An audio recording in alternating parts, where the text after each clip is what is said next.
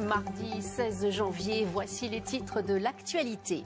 Alors que les travaux de la ligne ferroviaire à grande vitesse viennent de débuter en Sud-Gironde, les opposants les plus farouches au projet ne désarment pas. Ils se sont mobilisés à nouveau ce matin du côté de Saint-Médard-des-Rangs, près de Bordeaux. Là. Bonjour, ici 12-13, c'est parti pour une demi-heure d'information. Et on commence par cette nouvelle mobilisation régionale contre la LGV. Une cinquantaine d'opposants au projet ferroviaire ont manifesté tôt ce matin à Saint-Médard-des-Rangs. Au sud de Bordeaux, ils dénoncent des investissements titanesques et redoutent une catastrophe écologique. Karim Jbali, Sébastien Delalot. Nos passerailles, ils ne passeront pas.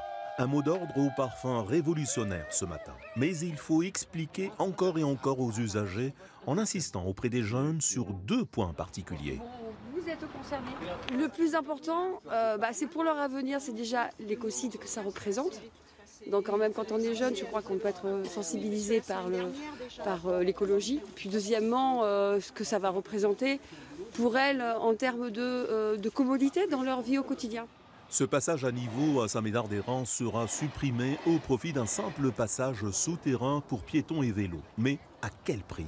De ce côté, il y a une troisième voie qui va passer, donc ces maisons vont être détruites. Cette troisième voie va jusqu'à la sortie de Saint-Médard. À la sortie de Saint-Médard, vous allez avoir un viaduc de 400 mètres de longueur qui va passer sur les zones humides.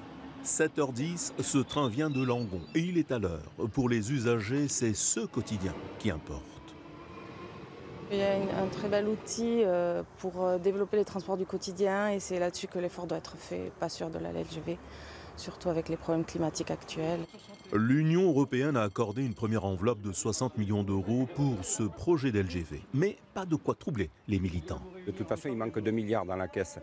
Et puis ça, il faut dire que s'il n'y a pas le financement de l'Europe, ce sont les collectivités locales qui payeront la note. Ça sera 20% supplémentaire. Et ça, je crois que déjà, avec le racket qui a été fait sur les collectivités locales, je ne pense pas qu'il y ait beaucoup d'élus qui l'acceptent. Chiffré à 14 milliards, ce projet subit l'affront de nombreux élus locaux. Ils demandent un moratoire. C'est une bataille du rail qui n'en finit pas. Tout le monde est en place pour la photo ?